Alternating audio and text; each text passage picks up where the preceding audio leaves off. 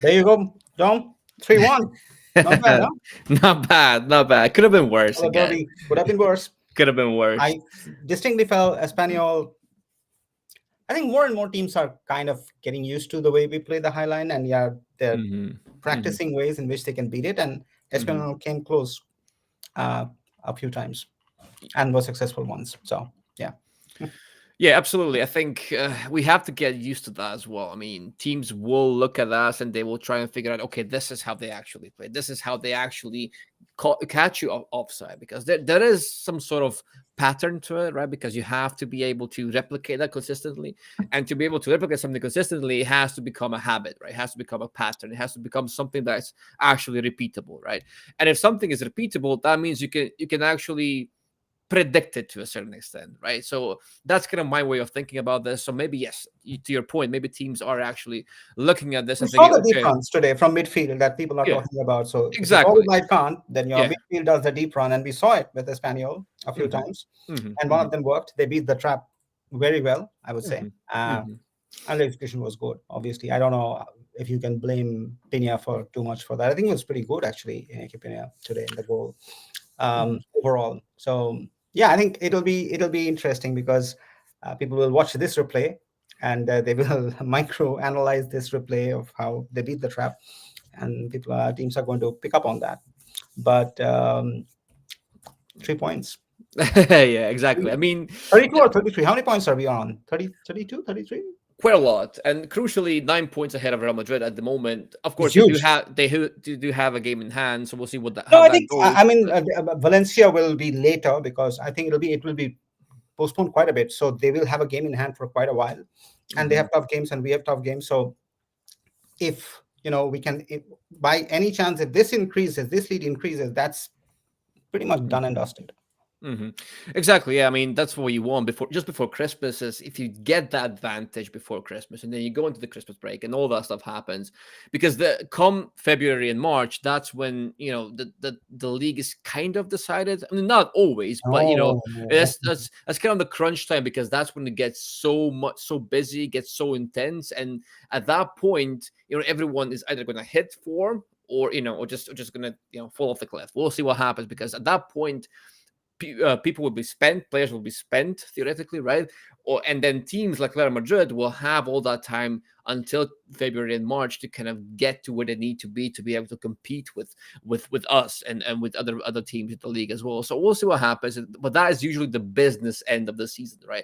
So that's when you want to be at your best and at your like fittest if possible, because that's the most serious time of the season. I kind of feel up until then, if we can get an advantage and maintain the advantage, that's all more power to us. But this needs to be something that we keep in mind, because this is good, but we are not by any means comfortable. We are comfortable with the way that we play, and handling these La Liga teams. That's all good, but we need to also make sure that we give ourselves the biggest possible gap that we have going into that part of the season, because that then we keep talking about this. The fitness of the team, the squad depth of the team is not, it's we are getting players back, obviously, and it's fantastic. But at the same time, what happens if we do sustain a couple of injuries, which can always happen, and then we're back to having a thin squad that cannot really plug those holes that might start appearing, and then we're in trouble, because we have the quality, but just don't have the quantity, and that's just a fact, right? So we have to give ourselves the biggest possible cushion that we can, and I think that's kind of the thing at this moment, Dev. yeah. I think like the fixtures are not that easy. Like Real Sociedad will not be easy at all. That's going to be a tough one. So we have a couple of tricky ones before the next international break. So it'll be interesting to see what happens there. But if we can maintain this momentum, I think a curious thing that I've seen with Xavi, it was the first half was like jittery as hell, and you're like, oh my god, when will it end? And in Mm-hmm. second half, we would nick a win somehow, right? And Mm-hmm. with Flick, the first half is like all like action stations, like well, let's go, let's do it, like 3 goals done. And then the Mm-hmm. second half is like where I think the team comes into balance, and then you watch just most of them to play the game out or what have you. So there's that shift that has probably happened. But great start even today from that perspective. And I think Johnny Elmo again. Obviously, he'll carry home all the the credits. But I think even Ansu was not bad. I mean, yes, his final, it was offside, his goal that he created. But I think he tried. He was getting in the right positions and so on and so forth. So I don't know. Where do you want to start, Tom? Um, where do I want to start? Let's actually start. Okay, obviously the first half was much better. We scored 3 goals. We kind Much of blew them better. out of the water. That was better. But then I think we had similar things happening in the first half and the second half because we had 2 goals disallowed in the first. Well, they had 2 goals disallowed in the first half. And then the second half was the most of the same thing. 1 goal disallowed and then 1 goal stood. So it was Espanyol doing the same things, but it was just us kind of being like, whatever, right? Okay, we have a 3 goal cushion. We're just not as bothered with this as we Yeah, maybe should be.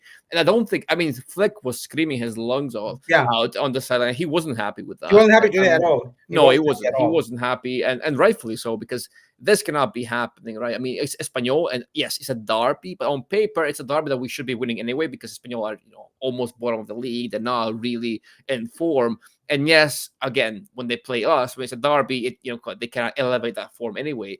But today they couldn't. They really couldn't, and it looked done and dusted in the first half. And I really thought, okay, we'll get another one, and then we'll be fully comfortable. But instead, we kind of let our guard down. We Yeah, went. the second half we were a little bit all over the place, I think, and they were You, much in the game, much better yeah, than the scoreline predicts. yeah, yeah, absolutely. And I think this is one of those situations that people keep mentioning, right? Okay, this highline will get found out. This is what's going to happen. And it will happen. And I think the the way to look at it is also how do we respond to that adversity, right? So okay, so that our high line was broken once. We conceded the goal. Now, how do we react to that goal? I think that's big, especially going into the next games because we do have Red Star this Wednesday, I believe, right in the Champions League. And on paper, again, okay, you should be beating Red Star, but you are playing away from home. And I don't think that people realize just how big of a hell, literal hell, we are walking into with that game. So it'll be fireworks, it will be flares, it will be a lot of screaming, it will be a lot of intensity. The rest of players will be given their all, but the fans and the atmosphere will be, I don't know. It would just be very difficult to handle. So if we are not fully laser focused for the 90 minutes, we will suffer. Especially that being a Champions League game, which kind of ups the stakes and kind of brings more jitters into your squad. And we do have a young squad that's kind of more or less still inexperienced at the highest of levels because they've not played that many Champions League games where the stakes are high. Let's be frank here because they just didn't have the chance. They're kids, right? So I think this will be a big, big, big test. Can we actually respond to that adversity, to that atmosphere, all of that, and then can we keep our heads in the game and actually maintain our plan? But that's also kind of the thing. The plan was there, and the plan, to your point, when you say, okay, the first half is always gang ho, and then we kind of It's kind of like something yeah, happened. something happens. And I think it is partly the reason why. The reason is partly because generally we do get like a comfortable lead, and then we kind of relax. But also tactically, when you look at the team, okay, Frankie de Jong comes on. People are bashing Frankie de Jong tonight a lot. I don't think it's Frankie de Jong's fault per se because it wasn't just him. The whole team was too relaxed. Weren't really on That's point. what I feel is happening. Yeah. Because they said to, I don't know, maybe that young, or maybe it's not the case. I can't say for sure, but what I genuinely feel is that these kids go in and generally in the games there are like 3 goals or 4 goals in the first half itself, and then they kind of relax, and then they Mhm. don't hold the intensity that they should, and the whole team doesn't play to the level of sharpness that they should. And I think this happened in the last couple of games, at least 2 3 games that I've been watching them. But maybe I'm nitpicking, and that's possible. Well, But that's what I felt, that they kind of like switch off a little bit in the second half. yeah, absolutely, they do. And as I was trying to say, yes, it is because of the cushion that we generally tend to create. So what we generally have like a 2 or 3 goal cushion in most of these games that we've played so far, right? So yes, it is partly because of that. But on the other hand, there is also a tactical switch. Okay, you have Frankie de Jong. You take off someone like, I don't know, like your outlets and stuff like that. So you orient yourself in a different way on the pitch, and you kind of take the foot off the gas like by design, right? So I think tactically we also do try to not really ride off the storm, because that's not really the right expression, but we do try and cruise a bit more instead of just sprinting all the time. We're kind of more, I don't know. No, but It's cruising with control is one thing. exactly. Cruising, losing control is another thing. I think our Mm, cruising happens a little bit where we haven't controlled the games as we could have or should have or what have you. If you are being very, very practical about it, hmm. or people will say nitpicky or what have you. Yeah. I don't know, man. That second half was terrifying. Yeah. Not terrifying, but not that good. Let's Yeah. just It's not a good predictor. I mean, it's not a good sign and once the we fact that do. they had four times the ball in the net. Yeah. Yeah. Yeah. That's They did put it uh-huh. four times. Another thing, they didn't get the offsides and what have you. But yeah, I mean that it Mm, will always not be lucky. yeah, that is true. I mean, again, we can go And back the to that. day we Yeah. lose four, we ship 4 goals against Espanyol. That day is going to be very bad whenever that happens. So, Yeah, I mean, the scary thing is it could happen. It might as well happen at one point. Better position and all that stuff that we keep mentioning. But yes, Meister. I don't know. Sorry about butchering your name, but yeah, off the pedal completely for the second half. Yeah, exactly. I think we do think that's what happened. That's mostly what happened. We do, and that cannot happen for and for a it team it to. sh- it shouldn't it shouldn't like against Espanyol maybe, and when they are down, they are not really a terrifying team per se on paper, at least, and on current form. But yeah, I think especially come Wednesday, guys. I think Wednesday is much scarier than we think it is, and of course it could happen that we go to Belgrade and completely smash them to beds. We No, they're could, not going to be easy at all. but yeah, but I don't think it'll be Playing in easy. Belgrade in front of that local audience is not going to be easy. That's a tough stadium to go and play at, Yeah, as simple as that. So they're going to be in noisy, and they're going to bring their entire A game in, and it's going to be hard. So yeah. that's It's that. But a couple of questions here. Let's take off from okay, Liao. I think we need him or Nico next summer just to keep things fresh. Ophelia Almo can play some full nights, so will go stay. Yeah, I mean, obviously, Liao has been discussed a lot lately, um, but Liao's output lately also hasn't been the best. Now, that may be because of change of coach in at Milan or what have you, and so on. Um, so players like Leao will always be ceiling raisers, and they'll obviously make a lot of difference to that team that you have. Um, but somehow, practically speaking, I don't see that happening next summer because I don't think we'll have the money. It's as simple as that. Now, by now, we know that they are not going back to Camp Nou before next season. So the money that they were expecting to come from gate receipts is not going to happen. So that's out. We know for a fact that they're not going to 1:1 in December. So that's out, which means the deal will be signed in summer when that happens. If that happens, and we earn what we earn, I just don't see us in the have the ability to spend over 100 million, which is what we'll need to spend for a Liao, given that we have so many other, like, all the registrations have been done, like somebody's ill, so somebody's registered, right? We cannot register everybody right now, so we cannot register Christensen, Araujo. They're all non-registered, and there's no solution into whether they can be or not, because right now we are at the cap of our registration at this moment. So even if they are well and they come back, it's going to be hard. So Donny Almo, he'll be out of registration by December. So if you think about all the registrations that they need to do and the money that is required for doing that, uh, plus whatever money they get, when they get to 1:1 next summer, I don't think we'll have the money or financial fair play to get a Liao in. That's my practical brain speaking. The tactical part I will leave to Dom, whether he thinks it's a fit or not. See, that's the thing. That's a big thing with Leao, because yes, in a vacuum, he is definitely an upgrade. Not upgrade of what we have, but he's definitely, as Dev said, he is a ceiling raiser type of player, right? He is a game breaker by of the highest quality. So in that sense, I wouldn't say no to Leao if it was possible. And if it wasn't completely like ridiculous money, I would buy him. Now the toxic environment could lower the price because he's not playing. He's been benched, right? So Fully. how can you demand like luxury money, like the highest possible fees for a player who's not even playing for you regularly? So if they do keep him benched, he really wants to go out and he's unhappy, and this is definitely a toxic environment for him and the club, then they can't really ask for premium money. I just don't think they can.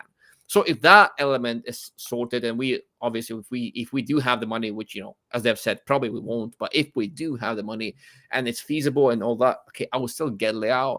Now the tactical fit is very interesting because he's a completely different type of player to someone like Rafinha who plays on the left wing, for example. So if you do put a Leao in this team and take off a Rafinha, or put Rafinha at number 10 or false nine, whatever you want, it changes the whole complexity of the team because Leao is a ball to feed player. He is someone who dribbles from a standstill. He is someone who can devour space. Absolutely. He's always going to be the bigger and the faster player than most defenders. That's what he does, right? And he can score these outrageous goals and break the game completely. But he won't do what Rafinha does in the sense that he will latch onto those passes in space, that he will make those inverting runs, be in the box at all times. No, he will receive the ball deep and wide and all those areas, and then he will run with the ball more like a Dembele than a Rafinha, right? So it changes the whole complexity of the team because now suddenly you have to create more of a creators. You have Lamine, you have Leao.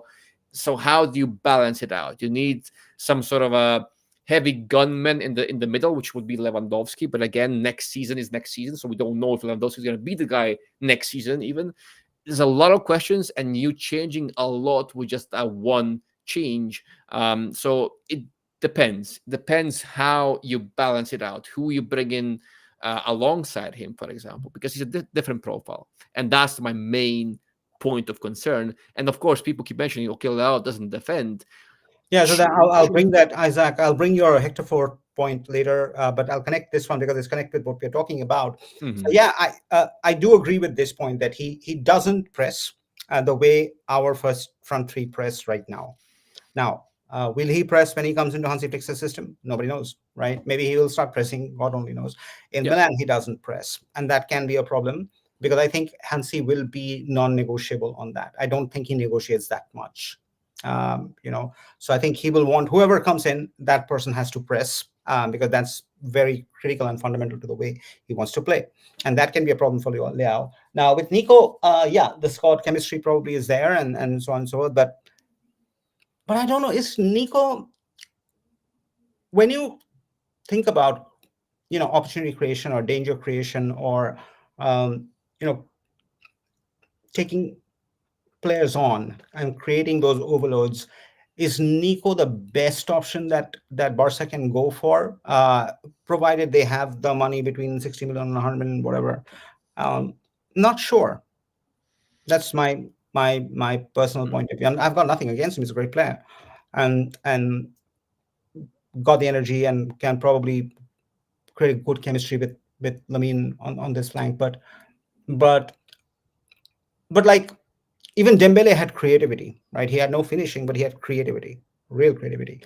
Does Nico have even that level of creativity? I'm not sure. Dom, what's your take? Not that level, but he's theoretically he's getting there, right? And I do agree, synergy is important. Again, profile again completely different to Rafinha, so that's what we have to consider.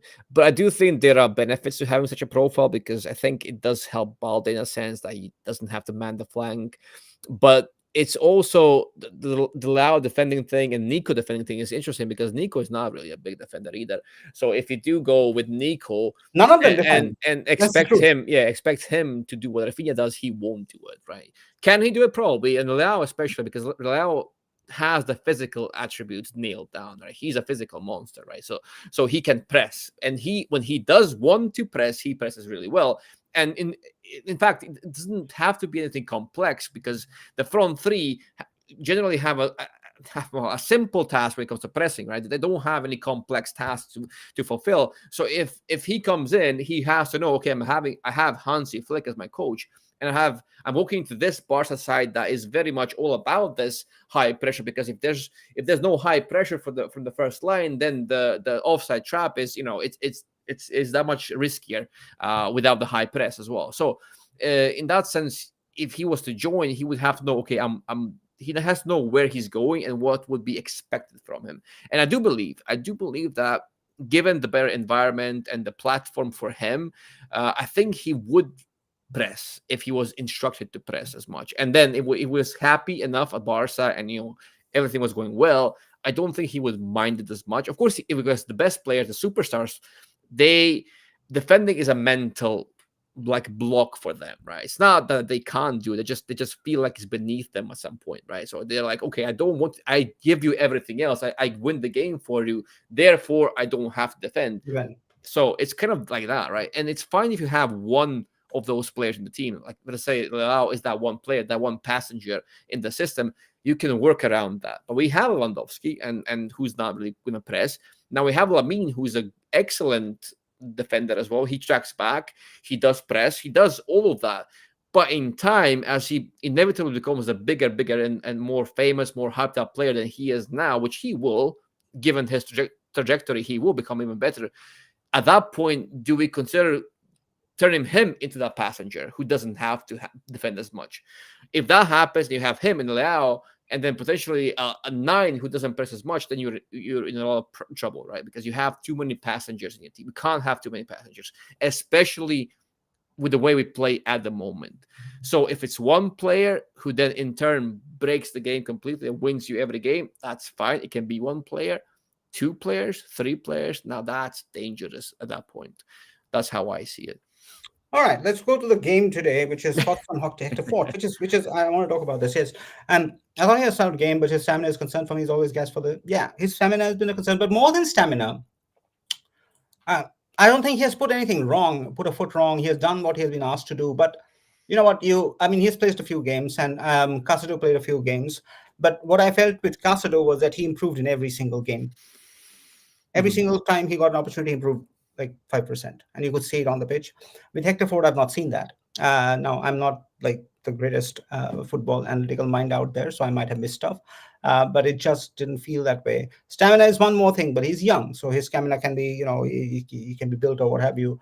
Um, just don't think that he's a regular full-time squad member as of this moment. He'll have to put in a lot of work to get to the air at as he plays now. That's my take on just watching him. Did he do something wrong? No, he had a solid half. No questions on that. He did what he was asked to do. There was nothing wrong, and all of that.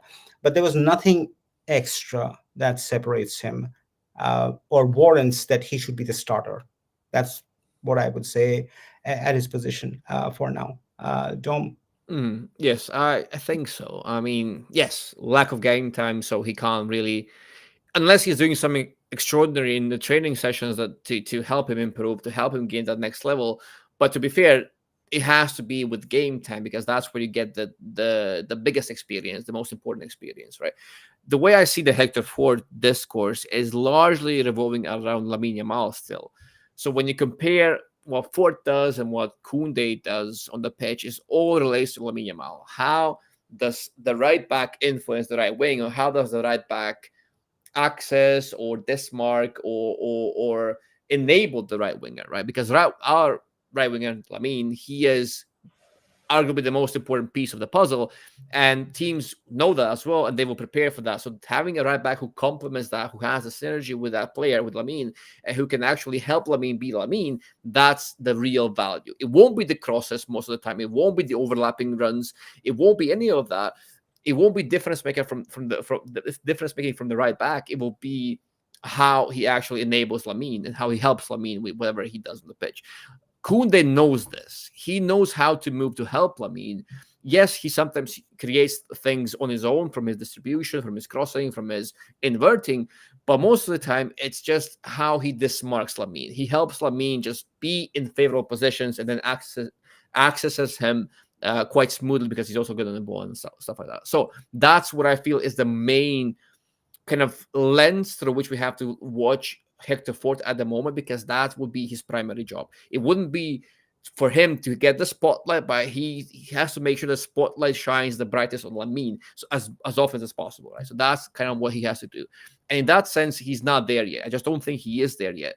Of course, he can give you that difference in deployment where he can maybe potentially overlap a bit more like Kunde, but he didn't really do that as much. I mean, and when he did, his crosses were not really anything special. I want to say, I don't want to bash him too much, but it just didn't click from that perspective. So I think his best bet would be to build that synergy with Lamine and understand what is it that Kunde does that's so effective that he can improve in his own profile. But also comes back to what Flick wants, because does Flick want Ford to be an alternative to Kunde in the sense that he brings something different to Kunde, or does he want Ford to be able to replicate whatever Kunde does on the pitch? So what does Kunde want from Ford? Because at the moment, we don't really know what Ford is because he doesn't play much. When he does play, it's kind of, as whoever it was said, it was a solid game, but nothing outstanding, nothing that would make him stand out, or that will make you say, okay, he can actually start games and we won't have an issue. Because at the moment, the drop off normally is, it's not really a surprise, but the drop off between Kunde and him is still there, which is normal because he's young, he doesn't really play much, but it's still there, it's noticeable, right? Yeah, I would agree with you on that. Okay, if you want to drop the intensity, fine, and we are sticking to the game today, but please then drop the defensive line deeper. There are Yes, that's the logic, and a conservative logic that many people are talking about, that you cannot hold this high line forever. You have to adjust depending on game state, depending on the team, and so on and so forth, because this is risky and chaotic at times. But that said, I mean, if Hansi Flick goes into a Classico and says that if everybody drops the line by 1 meter, I am substituting that player, which is what he said, I doubt he's going to change his attitude, and I doubt a player is going to take that risk. If his coach is clearly saying, you do that and you're out, I'll say, who cares? I'm going to be there, right? If you score a goal, you score a goal, whatever. So um, I think that's not going to change. But I think what Flick was really annoyed about was that the intensity was not there.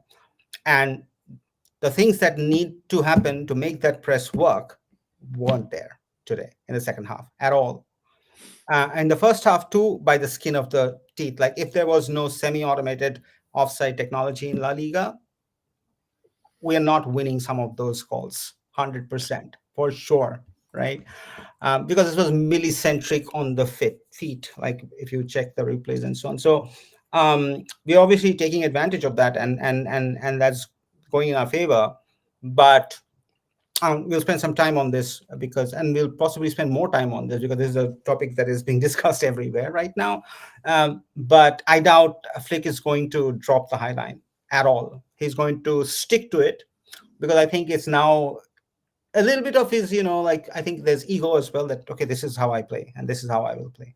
And people are questioning me, so I'll prove it that I can play this way. So I think that's coming. But the fact is, how do you keep the intensity of the team alive? That's the main question. How do you ensure that your front three are always pressing? How do you ensure that the midfield is pressing? How do you ensure that the line is constantly adjusting itself so that they don't get caught up like they did today? And clearly that did not happen today. And you could see, for the first time, I think I saw Flick a little annoyed. I mean, he's generally been very calm on the sidelines. Like, unlike Xavi, Xavi, you could see he was upset all the time. Like, you could see it on his face. With Flick, he's there. You don't really read too many emotions. Today, you could see that he was pissed. He was pissed quite a few times. So obviously, things were not going that well. But Dom, your thoughts, and then after that, let's continue into what is the answer for this highline to work? Should we drop it? Should we not drop it? If we don't drop it, then what should we do? Let's go deeper into that, and then we'll take a few more questions. There are quite a few. Okay. So let's start with this. If we want to drop the intensity, fine. At least drop the defensive line deeper. So yes, in theory, that's how it should work. Because I saw a tweet on the timeline at one point. I did retweet it as well. That said the high pressing is not a substitute for the high line. It's necessary for it, something like that. I don't know what it was. I'll find it, but that was something along those lines, and that's true. That's what I've been saying for a long time, and it was the case against Real Madrid and Bayern that we had this flaw in the system, right, where we deployed the high line, but we didn't press high from the first line or from the forward line, and that resulted in all the distribution being basically unobscured, right? They had all the space and time in the world to deploy their passes and try and beat the offside line. It's much easier to do that if you have all the time and space in the world, right? You can actually stop, you can see what the players are, you can time your pass perfectly, you can weight the pass perfectly, and everything is much easier in that sense. So a general rule in football, it doesn't always apply, but most of the time it does apply, is if the ball carrier has the time and space, you have to drop deeper. If the ball carrier is heavily pressured, then you push the line forward. So it's basically, if I'm attacking Barcelona and I'm facing forward and I have this time and space to deploy the pass, the opposition has to drop deeper because they will expect the pass. They won't have the time to actually counter that pass. However, if I'm as the ball carrier who's facing Barcelona, if I'm facing away from Barcelona and I'm getting pressured by Barcelona, then the Barcelona's highlighting can actually push forward. That's when you go forward. That's generally like a very general rule in football. The thing that you coach your players often and tell them this is what you do in this situation. So yes, in principle, this is what you should be doing, right? So if you drop the intensity from the first line, then yes, the high line becomes a bigger risk because you're giving the opposition enough time and space to actually pinpoint their passes. So in essence, that is true. And then yes, Flick has been kind of adapting the line, and Dev has written about this a lot in one of the reviews, where throughout the game the high line is never the same. It's always a bit lower, a bit higher, depending on the game state. And that matters a lot, right? So what are we trying to achieve in a certain game state? Are we trying to calm down the game? Okay, in that case, maybe we'll drop the line a bit deeper. Are we trying to completely suffocate them and sweep out every single ball that goes out? Then okay, we push the line higher. So it depends on what you want to do in every scenario of the game. We have to recognize, okay, now is the time to drop deeper. Now is the time to push forward. But it has to be a collective thing, right? It can't be that just one line does this and the other line does something completely different, because that's when you get this lack of compactness, and that's when gaps appear, and then the opposition, oh, I can't speak, the opposition can actually target those gaps.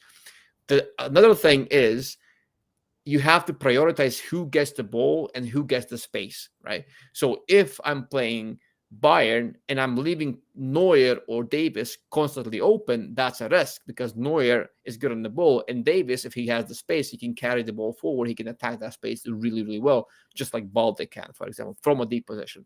If I'm playing Real Madrid and Lunin is on the ball and Vasquez is on the ball and Mendy is on the ball a lot, that's fine. I can risk that because those players are not big threats on the ball, and I would rather having them having the space than a Vinny having space or Mbappe having space. So it's all about recognizing, okay, this is who we can actually allow having that space and time on the ball. So there's different layers to it, and that's theoretically how you actually make this more sustainable. There you go. A long-winded response, but But do you think, Dom, another question, like Casado was Casado and he was good, but did you think that our other two midfielders did enough to,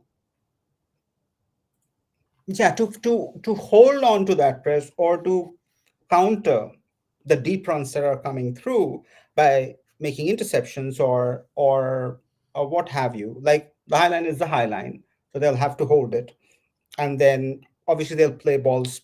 They'll wait for that moment. They'll play the ball over the top, or they'll find a space, and then he will either make a parallel run, or he will hold his run, and or he will have somebody run from the deep, right? And that's how they'll work too.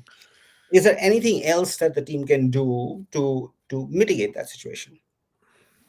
I think a good thing that we did tonight, especially in the first half. The first half was a bit messy at times, but we did really well at sweeping the ball, right? So whenever the Espanyol was trying to break, we were really, really good at kind of suffocating them, that's pushing the line and then winning those long balls, and the aerial duels that we win are very important in this sense too. So we are winning the first balls that are then targeted to wherever our teammates are. So I think that in that sense that was good. Now the midfielders themselves, they're not those types of defenders, right? So we don't really have the personnel to be doing much more than that. They're good at counter pressing. They're good at small space management. They are good at those things, right? So they can defend in that sense. but they will not be able to win you the aerial duels. Number one, they won't be able to track back long distances. That's number two. And they number three, they won't be, even if they could, they won't be able to do it for the whole game. So it's not an optimal way to use them. So I think from that sense, no, you can't really expect much from those profiles. It's more about forcing the game to be played defensively in much, much smaller spaces. That's all you can do, and that's what we've done What would that well. actually mean, Dom? Like if we had to like make it a little bit more understandable or easier to comprehend, like smaller spaces, does that mean it we play more zonally? Does that play we create Yes, you sections? force the ball into certain zones, and you have to be more. If you are very spread out, if you spread out the pitch while defending, you're doing something wrong, because that means you have to run a lot. If you compact the space when you defend, in turn, that means you're defending a smaller area. Our players are much more effective when they're defending smaller pockets, right? So you have to force the game to be played into those smaller areas. So how do you do that? You have to funnel the opposition into those areas that you want to actually press them in. That's where you see our press being initiated from the outside in, because that way we want to collapse in the middle. We want to collapse in a little zone in the middle of the pitch. That's how we do our press, right? So in theory, that's how you do it, and that's why you need to be on the same page. Because if the last line drops deeper, the first line goes forward. What you do, you're not compacting the space. Yep. Yeah, you are spreading out. You're creating more space to cover in between, and we don't have the profiles to cover all that space in between. But So then, how do you counter the deep run from the midfield instead of the from the offense, like you what we saw with Espanyol today? If you had to counter that, is there a way to counter that? Number two one, or what do you do when things like that happen? two ways. So two ways. Number one way for Barcelona has been the counter pressing. Stop the ball at the source. Simplest, well, not simplest way, but the most effective one for us, because it means, again, small spaces and we dominate them by counter pressing well. That's number one. The second thing is, if the ball is already in motion and it's been distributed, you have to run.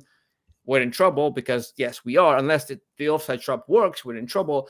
But you have to just track the run. You have to track those runners. There's no other way, because at that point, the ball is already in motion, right? You can't stop it anymore. The only way is to deal with the situation, and how to deal with it, you just track it properly. I think that's it's not an ideal scenario for Barca, because plan A will always be counter press. And if that fails, well, generally we are already in a tricky situation by that point then. But then, yeah, then it's the offside trap and then tracking. Nothing else, I don't think, at this point. It's going to be an interesting season if this is what happens every game, because as you guys can understand, I mean, that this is what the Spaniel coach was talking about yesterday, that he sees weaknesses, and this is the weakness that he was talking about, and this is something that every coach is watching, and they'll keep trying this. And today 3 goals were disallowed. With Madrid, I think there were 2 goals that were disallowed. I don't know, I've forgotten how many goals have been disallowed because of offsides and so on. So great, as long as we keep riding our luck, which is awesome. We love winning, so that's good. But sooner or later, we need to be prepared for that day, that one day it's not going to work, and then the result will not go our way, and so on and so forth. All right, the only responsible move from club like Barca, who don't have money, is to spend on replacing our line in a year or two. Everything else is being responsible, like Bartomeu did. Probably yes. We absolutely need to replenish a striker who is doing maybe, I don't know, 20 goals a season. So yeah, we need that. Do we have the money for him? No, right now. But yeah, once Leao's wages are off the books, and we are possibly near 1:1, we can possibly spend on one player, probably.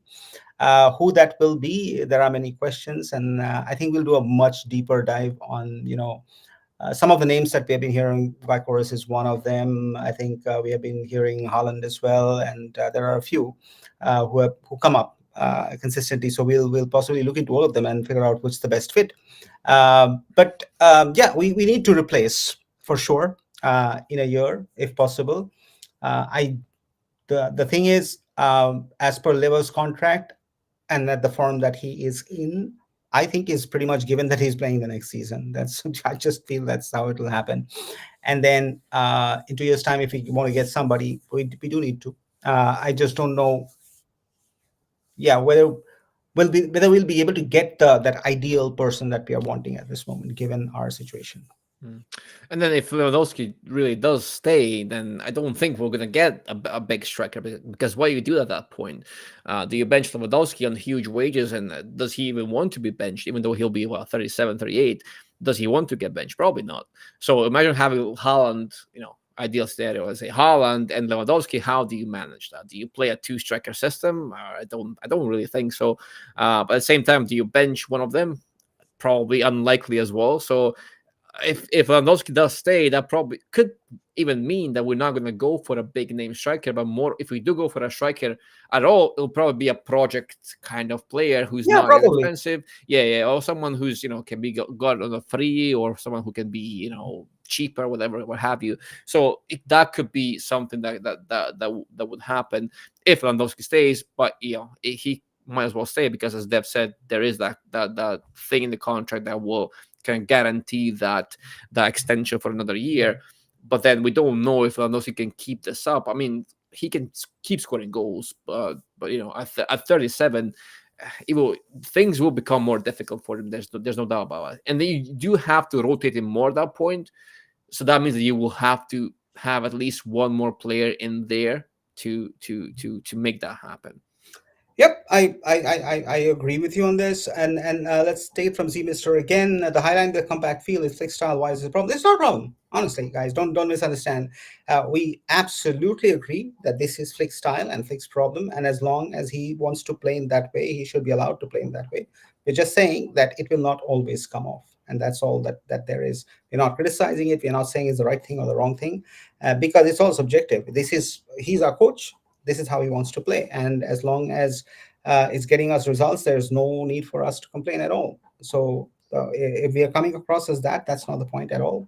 What we are saying is that every single team will look at this and they will try to exploit that. Today we saw Espanyol did quite well on that regard, and then the second half, to be entirely honest with everybody, and you all watched the same game, so you've seen the same thing that we did. So no, there is no problem. I mean, we'll continue playing this way throughout the year. I'm pretty much sure about that.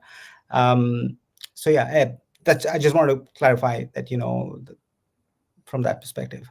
Don't Yeah, anything to add? just I'll add something. So the problem with the compact field, I'm assuming you mean no pressure from the first line, but the high line.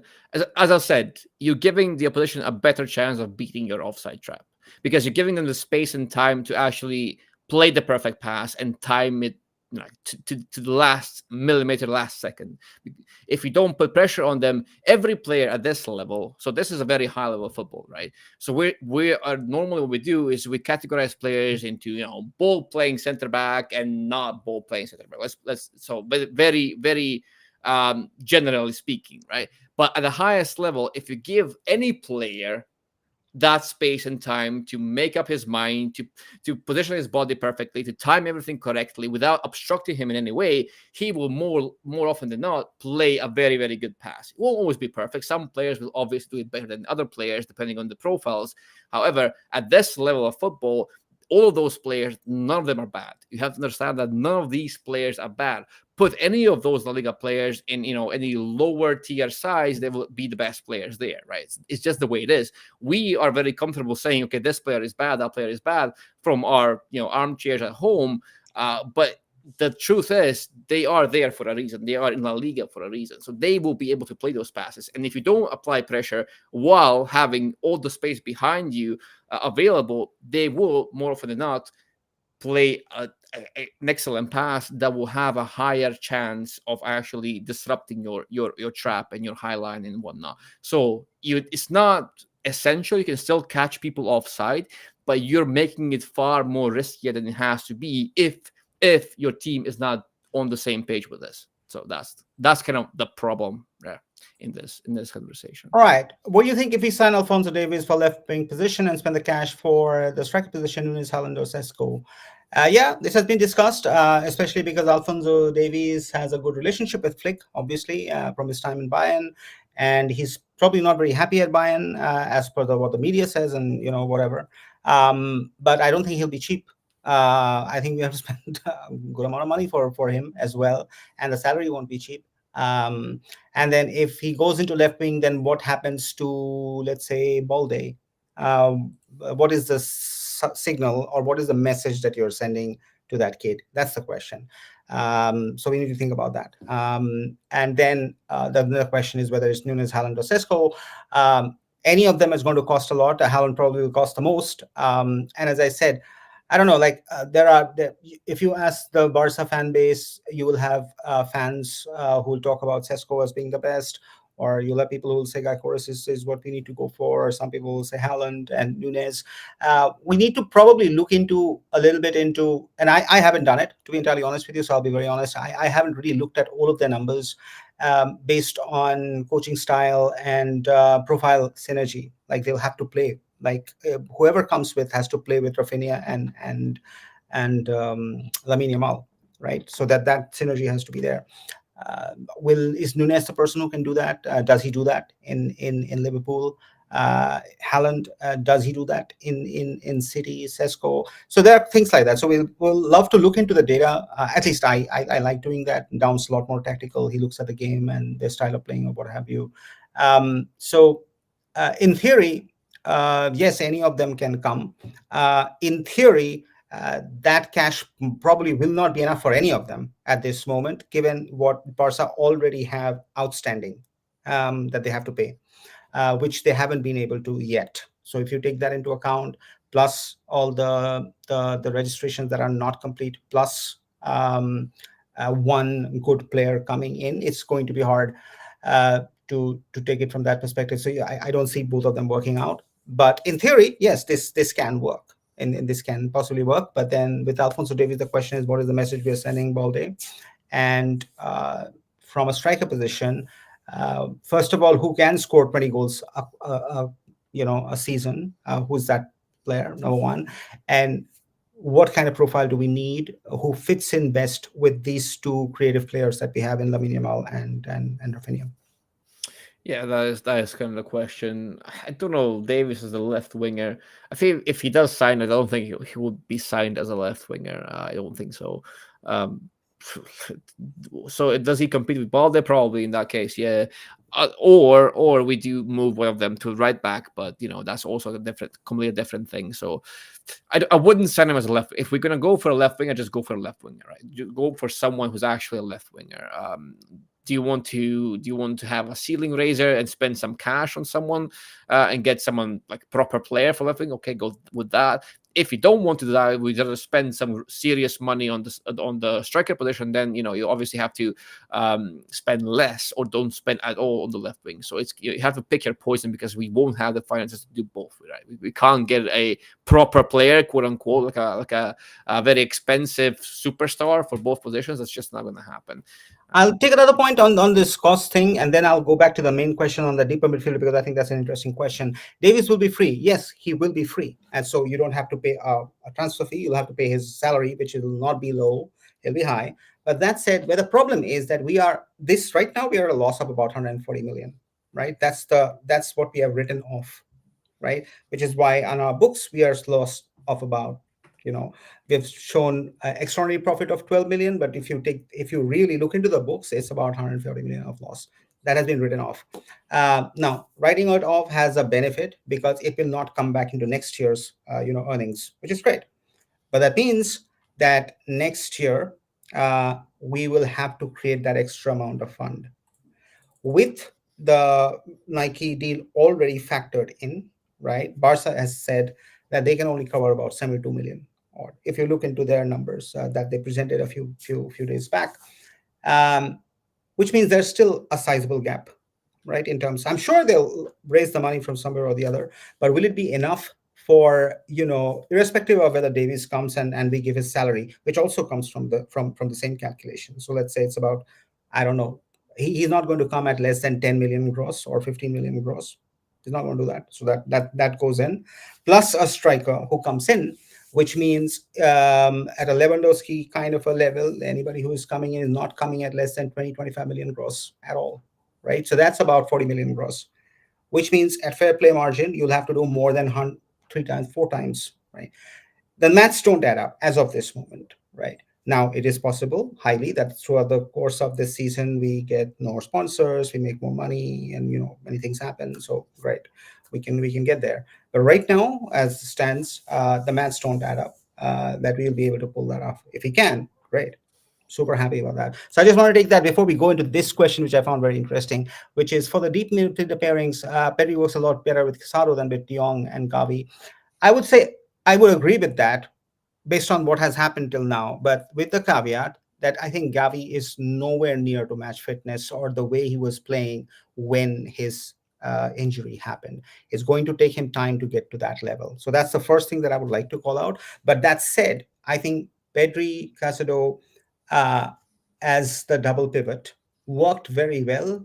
And I don't know why, but Pedri in his role slightly deeper. And then he spent an enormous amount of time in transitions, enormous amount of times in recoveries, and that we have seen in the data itself is very clear. And that works for this press that Flick has. And Casado has been metronomic in the sense that he doesn't do flashy stuff, but he does exactly what is asked of him, and he does that pretty well. And that works for our system.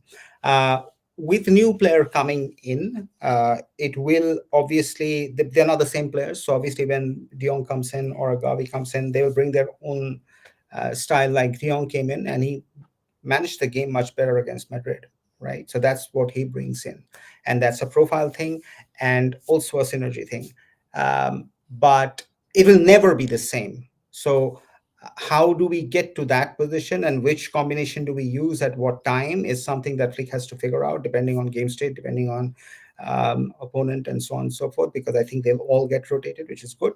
But yeah, Tom, this is a much more tactical question, so I think you'll have a much better answer than me on this.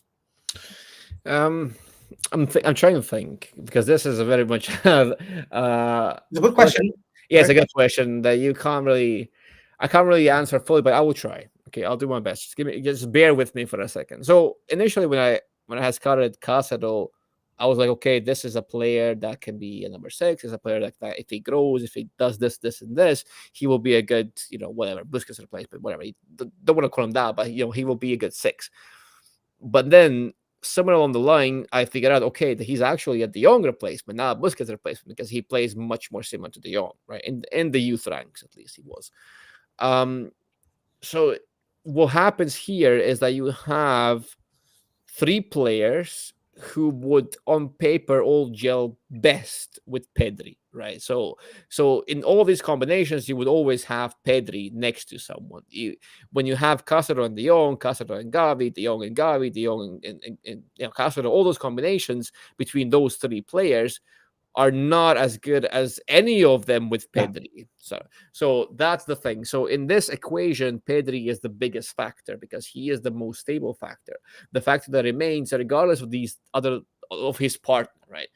Now, when we talk about the double pivot, the very general rule of thumb is okay, one is vertical, one is horizontal, right? So that's kind of the thing that you look at. To have the most balance, quote unquote, you need to have one who is much more free and one who is much more restricted and kind of holds the line and does more of the dirty work and so on and so forth. Casado is very good at that, right? So he's not a physically imposing player, but he covers a lot of ground nonetheless. And he's also a player that's not afraid to do the dirty work, right? So he's kind of like like Gavi as well, because Gavi will do it as well.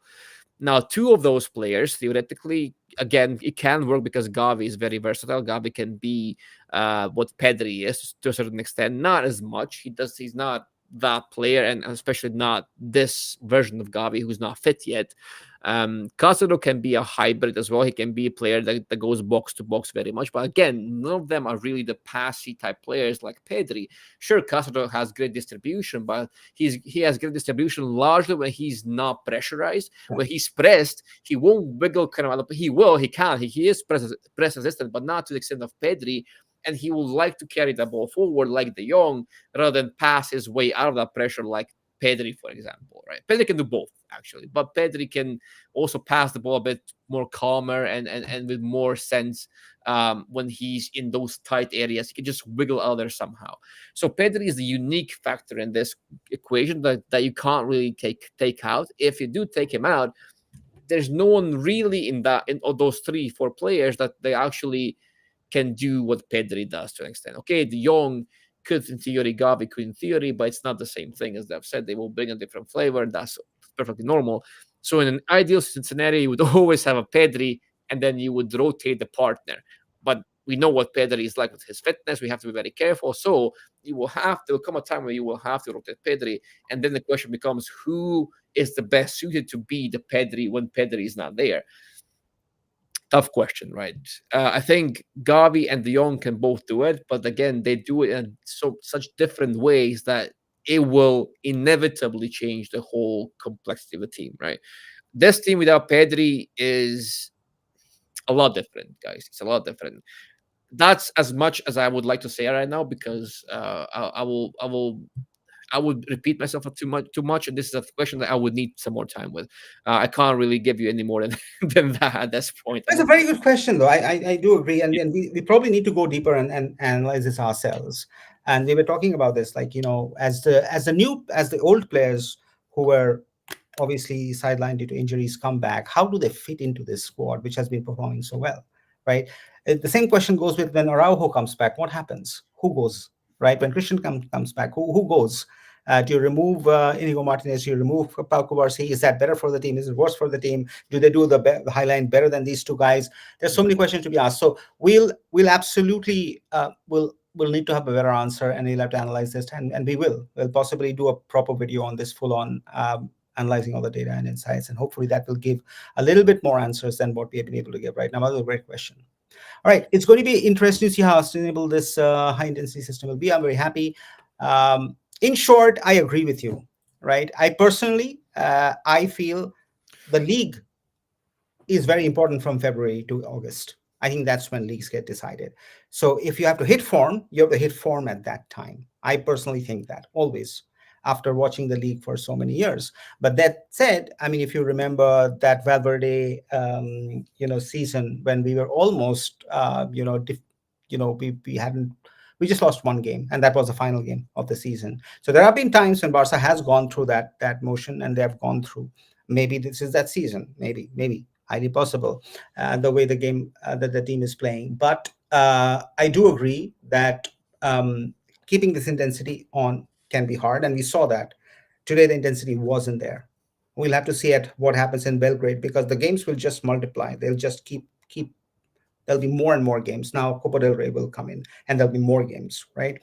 So we already saw the intensity dropping off, and once it drops off, and you have one or two defeats or one or two draws, and suddenly the media starts asking questions, fans are upset, the dynamic becoming negative, things can go wrong. And we have seen that happen. So, and at the same time, others pick up their stride. So Madrid starts hitting their stride, and Atleti starts hitting their stride, whatever.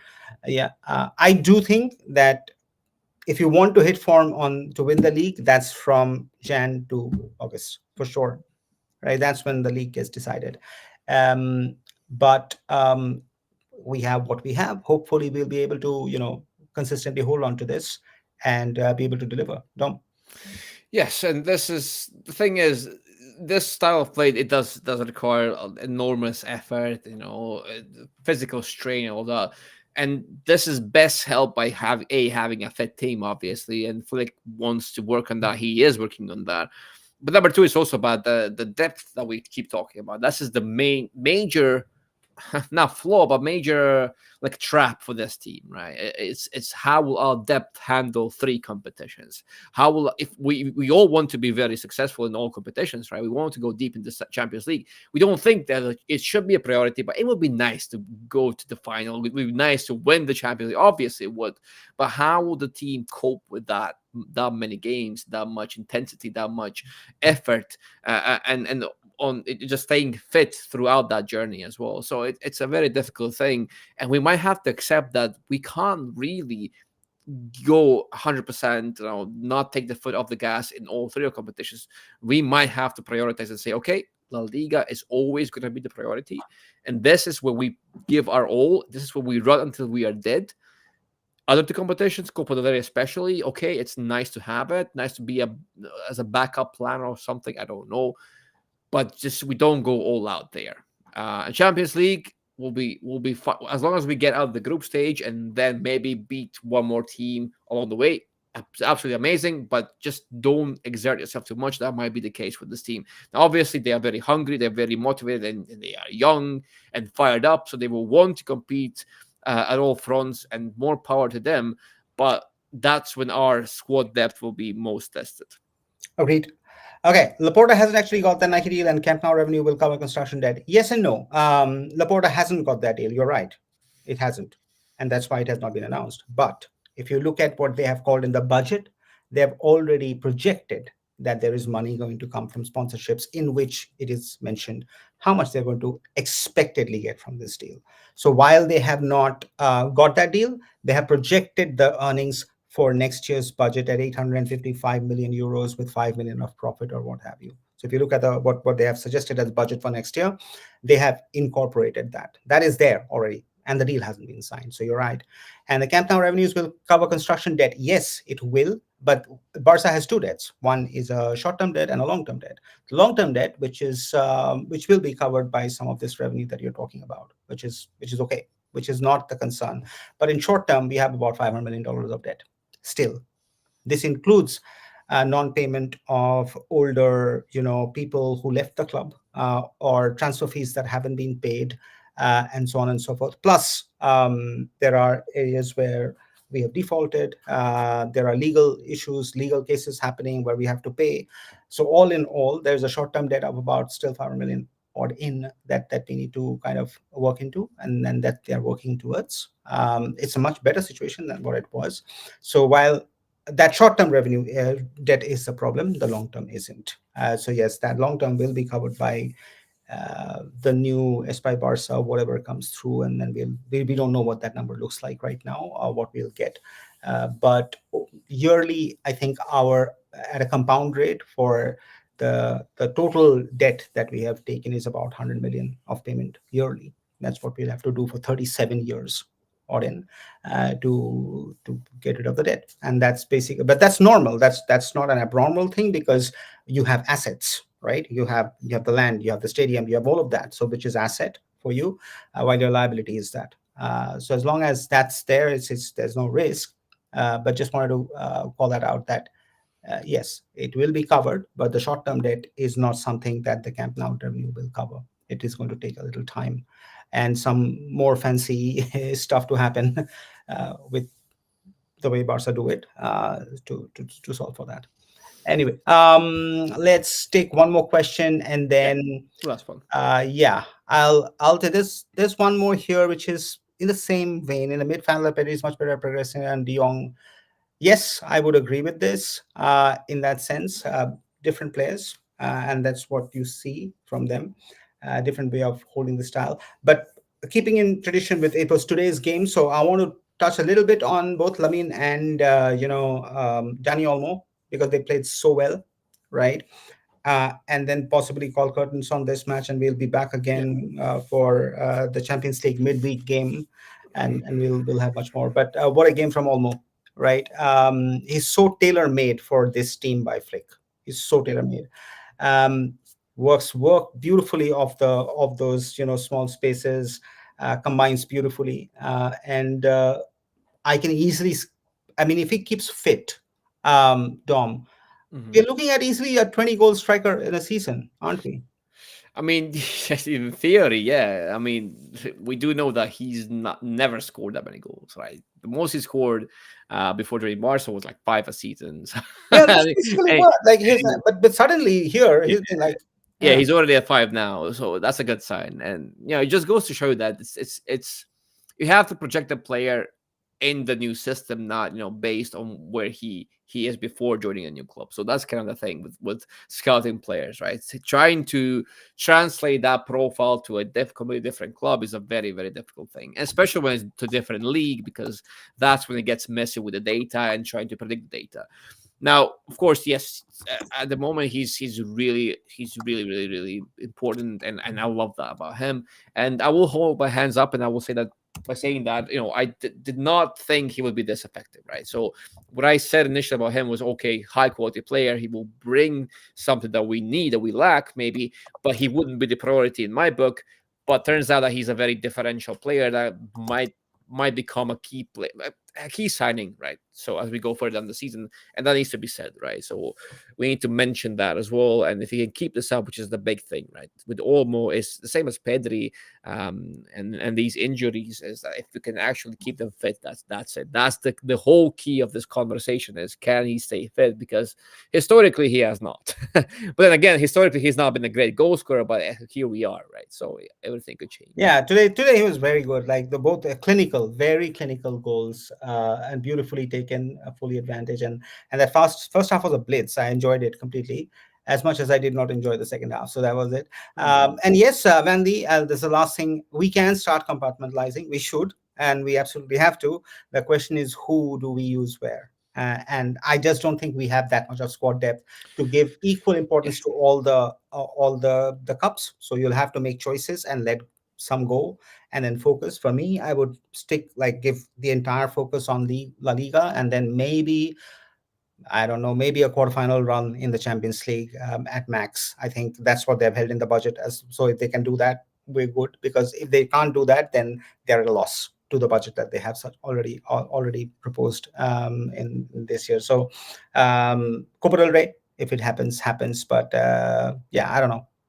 I don't know. Yeah, same thing. I mean, I've already talked about that. So you probably have to make sacrifices. But how do you? It's difficult because how do you go into a Champions League game and say, okay, we don't care about this one, we'll just rotate? That never happens, right? Especially with this team that knows that can actually beat other teams, that can actually beat the dominant side. It won't happen. I don't think it will happen. So what will have to happen for us to have a better season in the Liga is someone will have to knock us out of the Champions League for our own good. I mean, Oh, good. Yeah. it sounds Yes, we're so out. crazy to Nothing say. to do. Now let's play.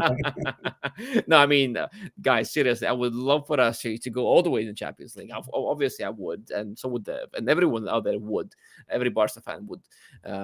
But it might be, it might be too demanding for us to do that. So we'll see. I mean, it's not the end of the world if we don't win the Champions League. It's just, it's like, Yeah, okay, it's fine. fine. It's fine. Yeah, Like, we yeah. have to be honest about where we are coming from. Okay, so that said, great, and thank you for all of you joining.